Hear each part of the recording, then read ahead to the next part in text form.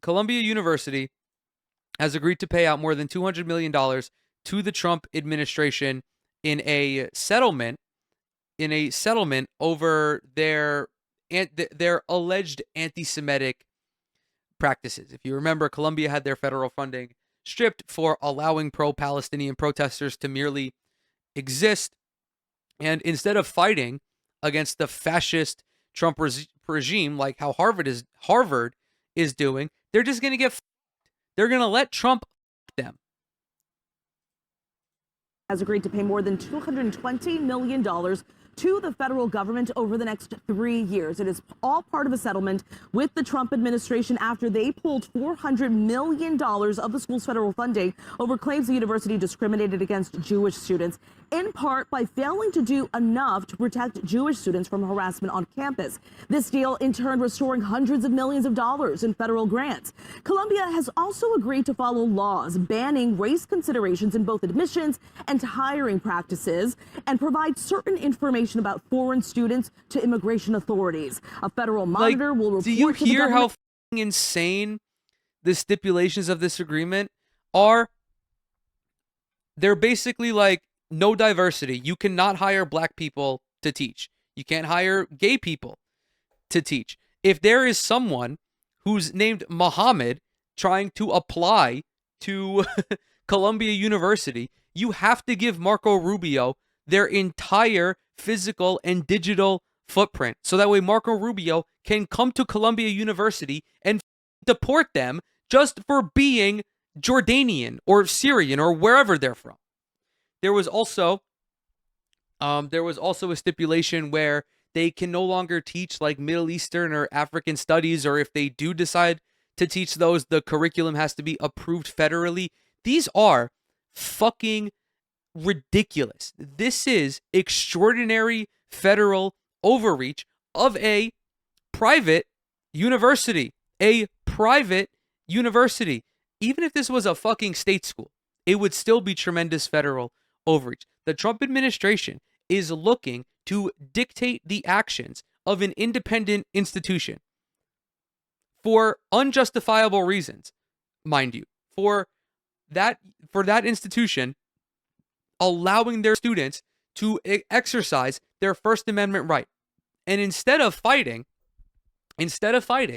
Columbia is tucking their tail between their legs and allowing the Trump administration to treat them like a fucking dog. It is shameful. It is shameful. Twice a year on the university's progress. Now, the university is not admitting to any wrongdoing as part of the settlement, but saying in a statement, the institution's leaders have recognized repeatedly that Jewish students and faculty have experienced painful, unacceptable incidents and that reform was and is needed. This makes Columbia the first university to reach a negotiated settlement over anti-Semitism claims. Now, Harvard University, they've sued the Trump administration over funding cuts, but they are also negotiating to restore its federal money. Robin. All right, Stephanie, our thanks to you. The acting president of Columbia University went on CNN to discuss this whole situation, and it was a disgrace, man. It was a disgrace. There's no other way for me to describe it. This whole situation it's sad. It's disheartening. These universities, Columbia, Harvard, elite higher institutions, not only have the capabilities of fighting against the Trump administration, but they have the financial means of doing so as well. Although federal funding should never have been ripped away from them in the first place. I don't want that to get lost in here. That's fucking insane to use like medical research funding, to use cancer research funding as a bargaining chip. These schools are less likely to be impacted by that than, let's say, the University of Alabama, for example. Harvard, Yale, Columbia, all of these private institutions have tremendous endowments. They receive billions of fucking dollars every year from their donors. It's obviously not enough to fully make up to fully replace the amount ripped away from them, but they're at least able to weather the storm for a little bit. And then when shit gets worse, they can turn around to everyone and say, he did that. President Trump did that. That's his fault. Blame the goddamn president for directly fucking up cancer research. But instead, this dipshit is going to come on CNN and say, we actually don't think that we capitulated at all, even though we graciously accepted all of the terms of the agreement. City is now the first school to reach a negotiated settlement with the Trump administration over claims of anti-Semitism. As part of this agreement, the university will pay more than $220 million over 3 years to settle these claims of anti-Semitism on campus. And in exchange, the Trump administration will unlock the hundreds of millions of dollars, and I will add, unrelated scientific research funding that they froze to force Columbia to try to bend to its demands. And also as part of the deal, Columbia is not required to admit wrongdoing. The school saying this, that the institution's leaders have recognized repeatedly that Jewish students and faculty have experienced painful, unacceptable incidents, and that reform was and is needed. Like what? What are these painful incidents that you are describing? Are you talking about the sit-in at the library? Are you talking about the peaceful pro-Palestinian protests in like the common grounds in the square? Where are these anti-Semitic instances that they keep talking about? I'm being rhetorical here. They're non-existent because they're always non-existent. When Columbia University talks about anti-Semitism that their students experience, they are just lying. They're lying.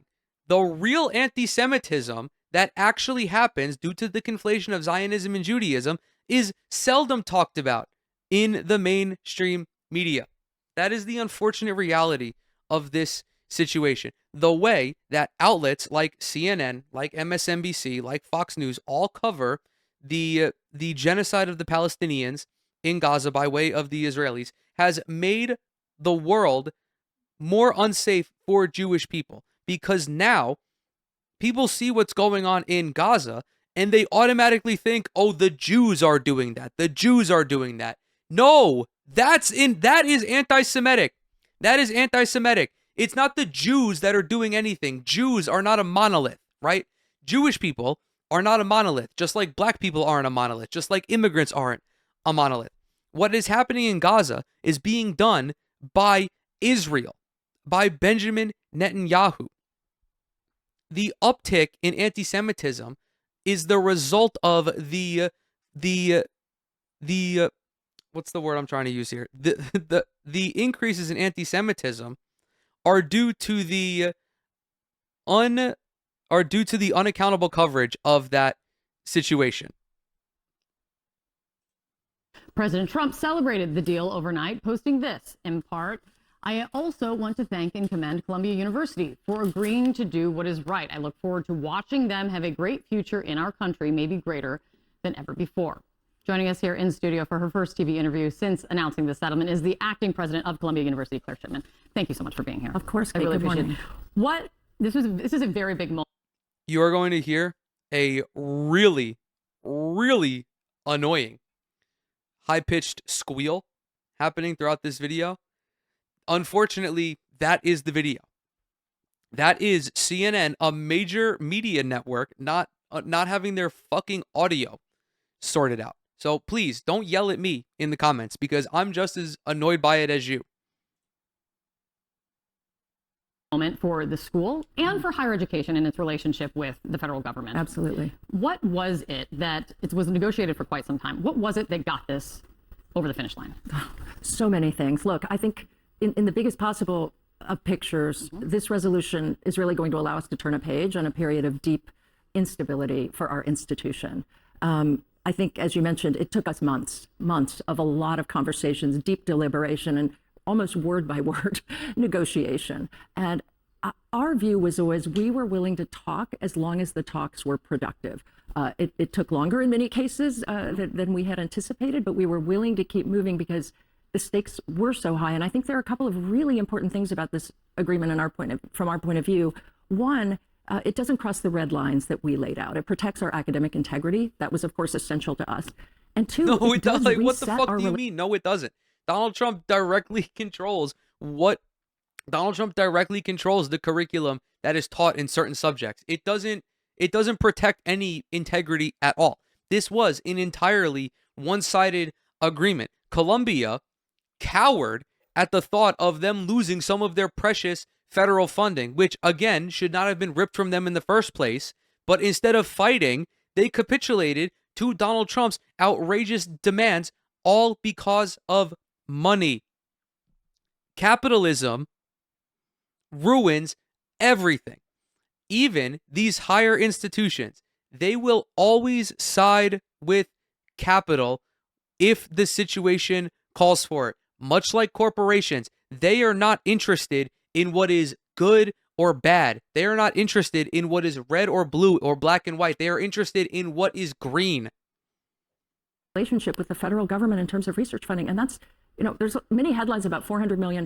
This is really access to billions. It was a lot more than that. Billions of dollars in future funding. And it's not just money for Columbia. I mean, this is about science. It's about curing cancer, cutting edge, boundary breaking science that actually benefits the country and humanity. So that was essential. How existential was the threat becoming? When you talk about, I mean, I saw over like $1.3 billion that the school was not losing. Yes. How existential was this threat to the university if it continued? There are lots of ways to measure it. So $1.3 billion a year, billions in future funding. But we are a massive research institution, one of the best in the world. It's hard. We'd have to sit here for hours for me to tell you everything we do in terms of that boundary breaking research. And that's research really that powers the technology in this country, innovation, and of course, all the biomedical research that so many people benefit from. So I think the stakes were high for us in terms of what we do. And by the way, for our students also, we're an incredible training ground for the future of science. But I think it's fair to say they're existential broadly for science in this country as well. We have to get that funding back on track. Was the president himself personally involved in the negotiations at any point? I don't have, he was certainly not personally involved in any negotiations that I was part of, and I don't really have a sense as to how involved he was. But I do think he was keeping track of what was going on. What do you say to the criticism? Dude, okay. Why are you giving this fucking demon the benefit of the doubt?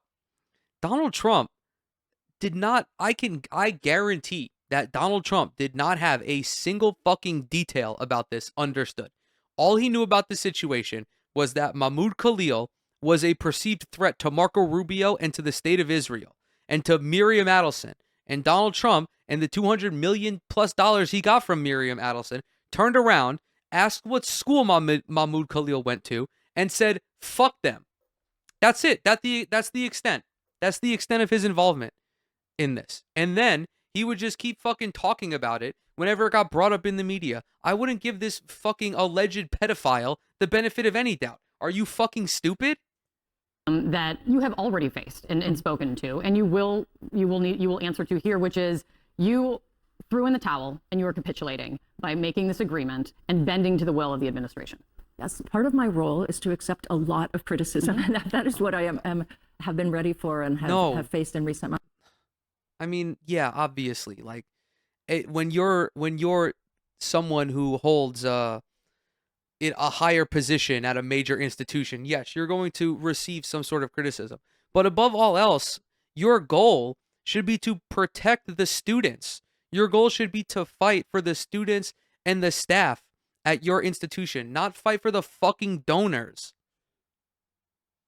I understand that, but I actually think the narrative that paints this as a kind of binary situation, courage versus capitulation, is just wrong. It's too simplistic. This was a really, really complex problem. No. And I will argue over and over again that choosing to listen, choosing to try to solve the problem with everything that we had at stake is not capitulation. It was extraordinarily difficult. It took an immense amount of effort from our board, from me, from our academic leadership team, from people who are working to keep the institution afloat. Because you've got other examples, right? You have Harvard taking the administration to court. Yep.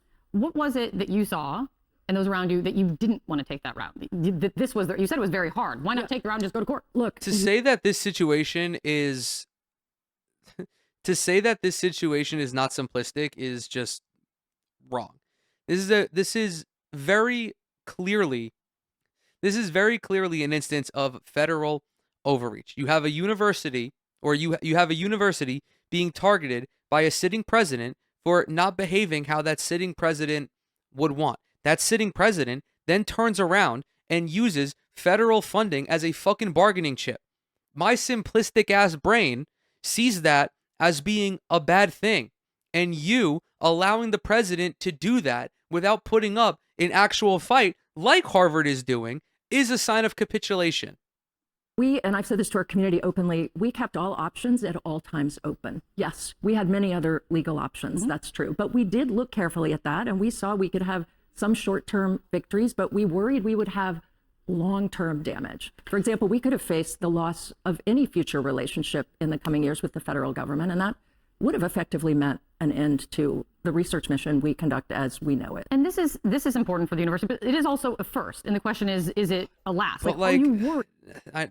She's gonna get to it in a second. I might as well let her finish. With this of a precedent that this sets, that this proves that the Trump administration's strategy of weaponizing research funding works, and that this will lead them to do this more often, not less. I can tell you, first of all, I am confident in the agreement we struck. We worked, again, on every word. So I am confident it does not cross our lines that were essential to us. Of course, I'm aware of the atmosphere in which we, are and were talking to the federal government and what other institutions are facing. It's a very complex moment for higher education. I respect every decision that every other institution is making and will make. I've had incredibly helpful, deep, thoughtful conversations with the leaders of other institutions. And I really think we are all facing many of the same issues. And I understand there may be different choices made, but this was the responsible path for Columbia. And I think it's a path that, again, is going to allow us to move on with the work we do so well. And that is, and you said this was one of your red lines. Is like capitalist brain rot is so powerful. People like Claire Shipman are looking at this situation, as she elucidated multiple times already, on a year-by-year basis. She said that going the legal route would lead to some short-term wins, but potentially long-term losses. Zoom out for a second. Zoom out. What is this precedent that they are setting? What is the long-term damage of allowing a Republican president, or even a potential Democratic president, to pull funding away from schools that they do or do not agree with? Like, what if Joe Biden pulled funding from Liberty University because they're like a little bit too conservative for him? You need to, you have to understand something. You, as a consumer of this program, these actions that the president does, they don't exist in a vacuum. They don't just happen today and then are gone tomorrow. There are serious implications that will continue to reverberate not only 1 or 2 years down the line, but 3, 4, 5, potentially even like a decade down the line as well. That short-sightedness is inherently the result of capitalism. Why am I talking about capitalism and higher learning? Well, because these schools do function as corporations to a certain degree.